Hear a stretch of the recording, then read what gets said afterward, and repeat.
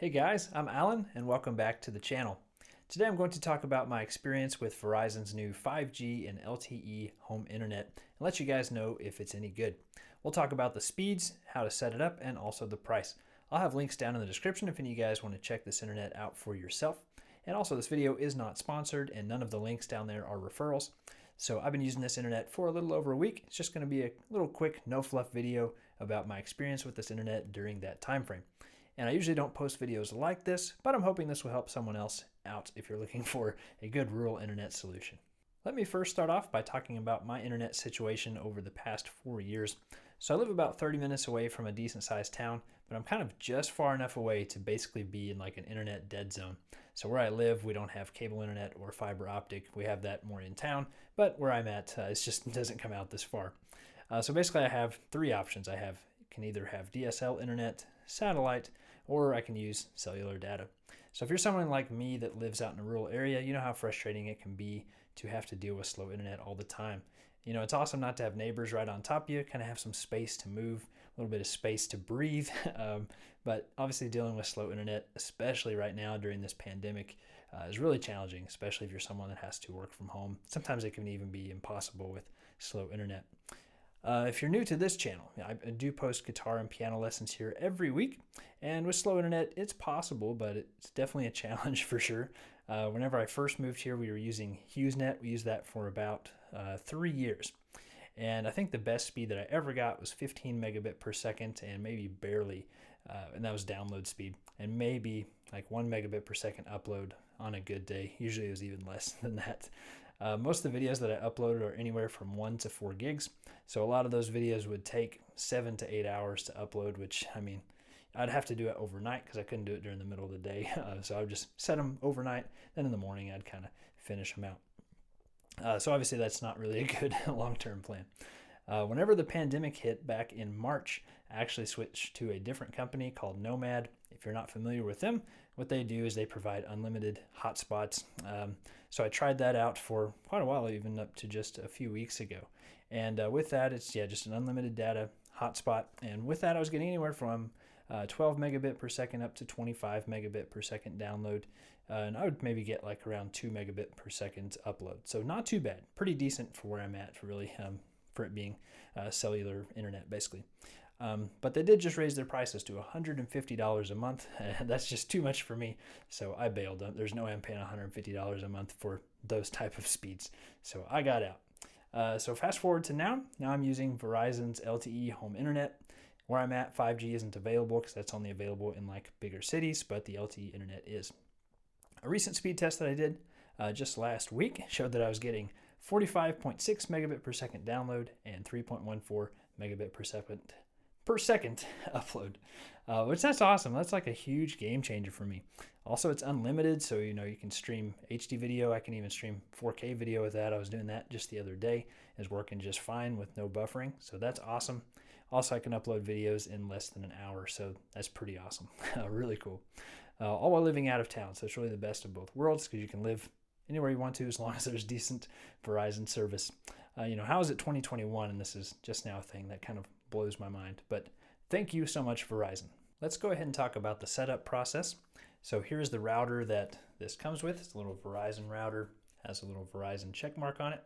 It's very discreet though, and that also comes, of course, with the power adapter, and that's also white to kind of match that. One thing to be aware of, this is not a portable internet service, so you cannot use this as a hotspot. It is location bound, so tied to your home address. So if you do want to, like, say you're moving or something and you need to use this internet at a different house, you would have to change your service address with Verizon, which is possible. You just, kind of have to jump through that hoop. So not super portable.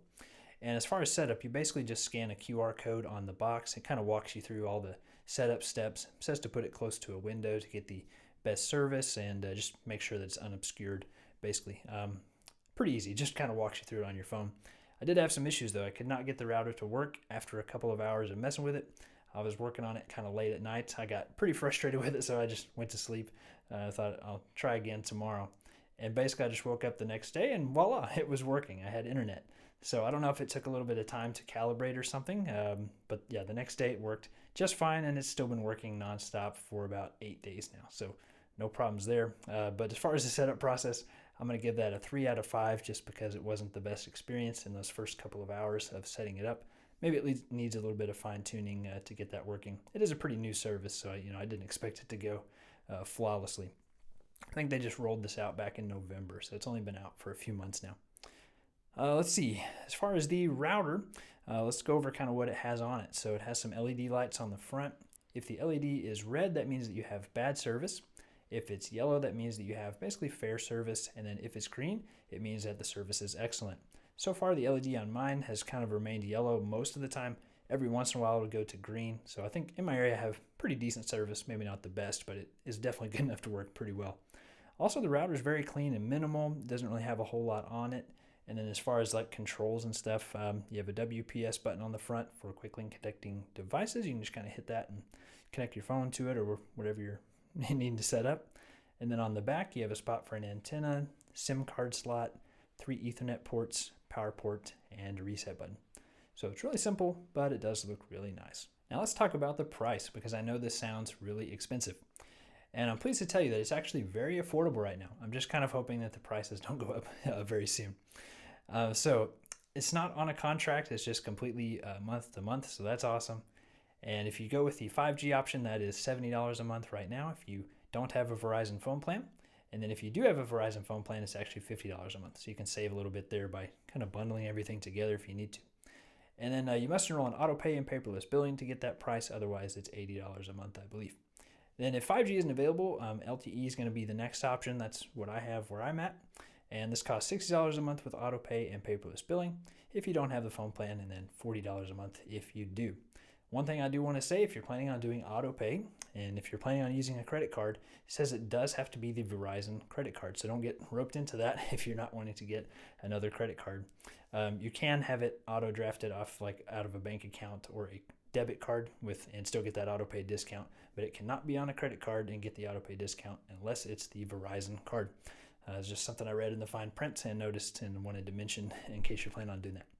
But anyway, that's a really good price. I mean, if you're bundling your phones and everything together, which I'm hoping to do here in the next few weeks, that's only $40 a month, which is awesome. Really good for internet. Let's talk about the router for a minute.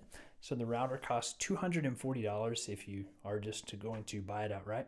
But actually, if you jump on the bandwagon early and sign up for this internet, since it's in such kind of an early sort of testing phase, you actually don't pay anything for this router because they're going to credit it off of your bill every single month, and you basically get it for free. So that's true at the time of making this video, and that's what I did. I'm just letting them credit off of the bill. I figured I would do that, especially since I'm kind of just trying this out, but it's been working really well so far.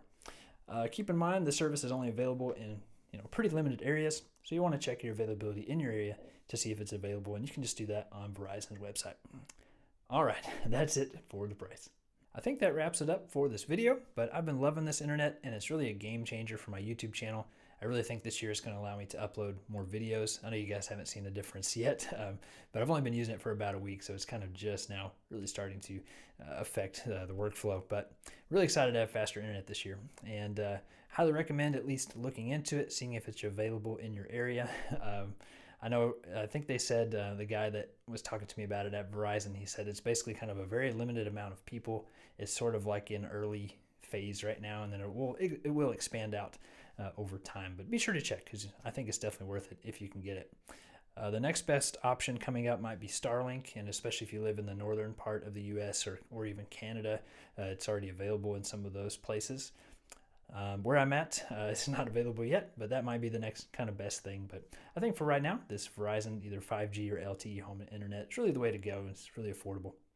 If you guys enjoyed this video, be sure to hit the like button and subscribe if you're new. Huge thanks to all the patrons for your continued support. We'll see you guys in the next one, and I'll be getting back to tutorials next week.